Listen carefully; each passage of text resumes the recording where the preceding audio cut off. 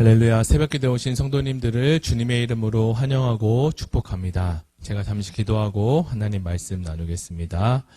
사랑의 주 하나님 감사합니다. 온 천하보다 한 영혼을 귀하게 여기시는 하나님의 그 사랑을 사모함으로 오늘 우리가 나왔습니다. 우리가 예수님을 먼저 사랑한 것이 아니라 하나님께서 우리에게 은혜 주셔서 예수님을 사랑하게 하심을 우리가 고백하지 않을 수 없습니다. 오늘도 이 말씀을 통하여서 하나님의 사랑을 알고 배워가는 시간 되게 하여 주시옵소서. 예수님의 이름으로 기도드립니다. 아멘. 네, 오늘 하나님 말씀은 마가복음 5장 1절에서 20절의 말씀을 가지고 온 천하보다 소중한 영혼이라는 제목으로 하나님 말씀을 나누겠습니다. 제가 먼저 성경 봉독하겠습니다. 예수께서 바다 건너편 거라사인의 지방에 이르러 배에서 나오심에 곧 더러운 귀신 들린 사람이 무덤 사이에서 나와 예수를 만나니라. 그 사람은 무덤 사이에 거처하는데 이제는 아무도 그를 쇠사슬로도 맬 수 없게 되었으니 이는 여러 번 고랑과 쇠사슬에 매었어도 쇠사슬을 끊고 고랑을 깨뜨렸음이라. 그리하여 아무도 그를 제어할 힘이 없는지라. 밤낮 무덤 사이에서나 산에서나 늘 소리 지르며 돌로 자기의 몸을 해치고 있었더라. 그가 멀리서 예수를 보고 달려와 절하며 큰 소리로 부르짖어 이르되 지극히 높으신 하나님의 아들 예수여, 나와 당신이 무슨 상관이 있나이까? 원하건대 하나님 앞에서 맹세하고 나를 괴롭히지 마옵소서 하니, 이는 예수께서 이미 그에게 이르시기를 더러운 귀신아 그 사람에게서 나오라 하셨음이라. 이에 물으시되 내 이름이 무엇이냐 이르되 내 이름은 군대니이다. 우리가 많음이이다 하고 자기를 그 지방에서 내보내지 마시기를 간구하더니 마침 거기 돼지의 큰 떼가 산 곁에서 먹고 있는지라. 이에 간구하여 이르되 우리를 돼지에게로 보내어 들어가게 하소서 하니 허락하신대 더러운 귀신들이 나와서 돼지에게로 들어가매 거의 2,000마리 되는 떼가 바다를 향하여 비탈로 내리달아 바다에서 몰사하거늘 치던 자들이 도망하여 읍내와 여러 마을에 말하니 사람들이 어떻게 되었는지를 보러 와서 예수께 이르러 그 귀신 들렸던 자 곧 군대 귀신 짚혔던 자가 옷을 입고 정신이 온전하여 앉은 것을 보고 두려워하였더라. 이에 귀신 들렸던 자가 당한 것과 돼지의 일을 본 자들이 그들에게 알림해 그들이 예수께 그 지방에서 떠나시기를 간구하더라. 예수께서 배에 오르실 때에 귀신 들렸던 사람이 함께 있기를 간구하였으나 허락하지 아니하시고 그에게 이르되 집으로 돌아와 주께서 내게 어떻게 큰 일을 행하사 너를 불쌍히 여기신 것을 내 가족에게 알리라 하시니 그가 가서 예수께서 자기에게 어떻게 큰 일을 행하셨는지를 데가볼리에 전파하니 모든 사람이 놀랍게 여기더라. 아멘. 요즘 들어 2030 세대에 관심을 갖는 뉴스가 많은 것 같습니다. 20, 30대 청년들이 직장을 다니지 않거나 직장을 다닌다 하면 1년을 채우지 않고 얼마 되지 않아 퇴사를 하는 일들이 많이 있다고 들었습니다. 처음부터 그 청년들이 퇴사하려는 마음으로 직장에 들어간 것은 아니겠지만 여러 가지 사정이 있을 것이라고 분명히 생각이 듭니다. 이러한 일들이 점점 더 많아진다는 것은 한국의 미래에 안타까운 일이 아닐 수 없습니다. 20, 30대 세대는 혈기가 왕성하고 비전과 꿈으로 똘똘 뭉쳐 돌도 씹어먹을 수 있는 세대라는 이야기를 들을 수 있을 정도로 가능성이 참 많은 세대이기 때문입니다. 그런데 누구보다 이렇게 가능성이 많은 이들에게 세대가 꿈도 꾸지 못하게 하고 결혼하는 것까지 고민하게 만드는 일들이 생기는 이 소식은 많은 이들로 하여금 굉장히 가슴 아프게 하는 일이 아닐 수 없습니다. 오늘 본문에 나오는 이 거라사인의 지방에 더러운 귀신 들린 사람이 나오는데요. 그의 나이가 몇 살쯤 되었다고 정확하게 기록하지는 않습니다. 그러나 그도 언제부터 그렇게 많은 귀신이 들려서 사람들이 사는 일반적인 집도 거주하지 못하고 무덤 사이에서 비참하게 거주하고 있으며 그것도 그냥 있는 것이 아니라 쇠사슬에 묶여 있는 것으로 이것을 생각하기만 해도 매우 끔찍한 일이 아닐 수 없습니다.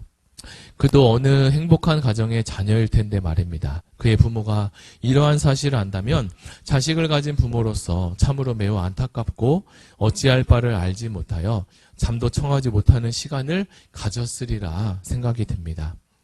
그런 그를 향하여 동네 사람들은 여러 방법을 가지고 제스처를 보냈던 모양인데요. 쇠사슬로 묶어보기도 하고 고랑을 채우기도 했습니다. 그러나 점점 더 그의 상태는 좋지 않은 모습으로 바뀌어졌습니다. 이제는 밤낮 무덤 사이에서나 산에서나 늘 소리 지르며 돌로 제 몸을 상하기까지 하는 일이 벌어졌습니다. 이런 상황에 바로 예수님이 그 앞에 나타난 것이었습니다. 멀리서부터 예수를 본 그는 예수님에 대해서 얼마나 잘 알고 있었는지 한숨에 달려와 예수께 절을 하기 시작합니다. 예수님은 그를 보자마자 그가 정상적인 사람이 아니라 귀신이 들렸던 것이 분명하고 그 귀신이 하나 둘도 아니고 군대처럼 많은 귀신이 들린 것이 분명해 보였습니다. 그가 먼저 예수께 절을 하기 시작합니다. 그리고 큰 소리로 부르짖기 시작합니다. 지극히 높으신 하나님의 아들 예수여, 나와 당신과 무슨 상관이 있나이까? 원컨대 하나님 앞에 맹세하고 나를 괴롭게 하지 마옵소서라고 말을 합니다. 예수님께 그렇게 이야기한 귀신 들린 자를 보시며 예수님은 그를 향해 너의 이름이 무엇이냐라고 묻습니다. 그는 예수의 질문에 즉각 대답하면서 저의 이름은 군대니이다. 이는 우리가 이 속에 매우 많기 때문입니다. 라고 말했습니다. 군대 귀신은 예수께서 자신들을 금방이라도 어떻게 할 것인 것처럼을 알았는지 벌벌 떨면서 자기들을 이곳에서 내어보내지 않기를 간절히 구하고 있어요. 마침 저 멀리에 있는 돼지 큰 떼가 산 곁에서 먹고 있는 것이 그들에게 보였습니다. 군대 귀신은 간구하기를 우리를 그러면 돼지떼에 보내어 들어가게 해주십시오라고 간구했습니다. 예수님은 그들의 요청을 듣고 그들의 요청에 허락하시며 귀신들이 순간 나와서 이제 돼지떼로 들어가니 거의 2,000마리나 되는 그 돼지떼가 바다를 향해서 비탈로 내리달아 바다에서 몰사하는 일이 생깁니다. 왜 예수님은 이 돼지떼에게 이 군대 귀신을 보냈을까요? 아마 예수님은 이 영적인 세계, 귀신이라는 이런 영적인 세계가 정말로 있다는 것을 많은 사람들에게 알리시고자 하는, 그리고 현상학적으로 이것을 보고 느낄 수 있도록 이런 일을 하셨던 것이 분명합니다. 물론 수천 마리의 돼지는 익사했지만 군대 귀신이 들린 자는 귀신에게 해방되어 옷을 입고 온전해지기 시작합니다. 그러나 돼지떼를 가지고 있던 사람들은 순식간에 이 2,000마리의 돼지떼를 잃어버림으로 인해서 어떤 일이 생깁니까? 바로 재산적인 손해가 매우 극심해졌습니다. 2,000마리의 돼지떼를 재정으로 환산해 본다면 아마 어마어마하게 큰 금액이 나올 것입니다. 그럼에도 예수님은 그러한 돼지떼 2,000마리의 큰 재정적인 손해보다 한 영혼이 하나님께로 돌아오고 자유하게 되는 것이 훨씬 더 소중했습니다. 사람들은 군대 귀신으로 인해 무덤에서 살고 비참한 인생을 살았던 한 사람의 인생을 주목하기보다는 돼지떼에 관심을 갖기 시작했습니다. 주님은 우리에게 말씀하셨습니다. 온 천하보다 한 영혼이 더 소중하다고요. 정말 그 정도로 한 영혼이 예수님께서는 소중하다고 말씀하실까요? 우리는 질문을 해볼 수 있습니다. 만약 여러분에게 이런 질문을 드립니다. 여러분에게 어떤 자녀가 하나 있다고 생각해 봅시다. 한 명의 자녀가 있는데요. 온 천하의 모든 것을 다 주고서 그 자녀와 바꾼다고 가정해 보면 어느 부부가 그 자녀를 온 천하와 바꾸려고 할까요? 아무도 그런 부모는 없을 것입니다. 그만큼 사람은 소중하고 한 영혼이 매우 소중하기 때문입니다. 사람은 하나님께서 특별히 마지막 날에 창조하시며 사람에게만 하나님의 형상을 입혀주셨습니다. 하나님의 형상으로 사람을 창조하셨다는 말씀인데요. 그래서 인간은 어느 누구보다 온 천하보다 더 소중한 존재가 되었습니다. 둘째로는요, 그러한 인간이 이제 복음으로 행복하고 즐거운 인생을 살아야 함에도 그렇지 못한 일들이 생기게 됩니다. 왜 그런 일이 생길까요? 오늘 성경에 나오는 군대 귀신 들린 자처럼 사람들은 이제 죄에 빠지고 하나님을 떠나며 마귀에게 사로잡혀서 자신의 의지와 뜻대로 살 수 없는 인생이 되어버렸기 때문입니다. 사람들은 아직도 예수님을 몰라 한 영혼의 가치가 얼마나 큰지를 모르고 살아갑니다. 자신의 영혼이 얼마나 소중한지도 모르고 살아가죠.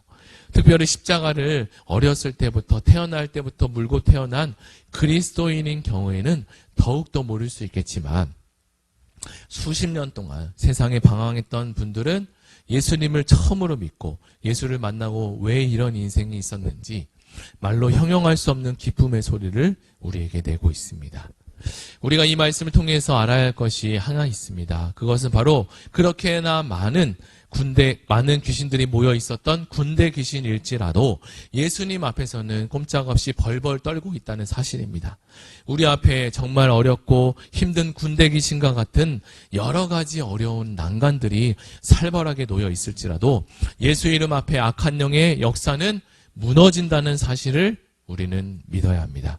우리 주님은 2000마리나 더 되는 돼지떼가 몰살하는 것을 통해서 그 사람 안에 거했던 수천 마리의 군대 귀신이 있다는 사실을 밝히 드러내주셨습니다.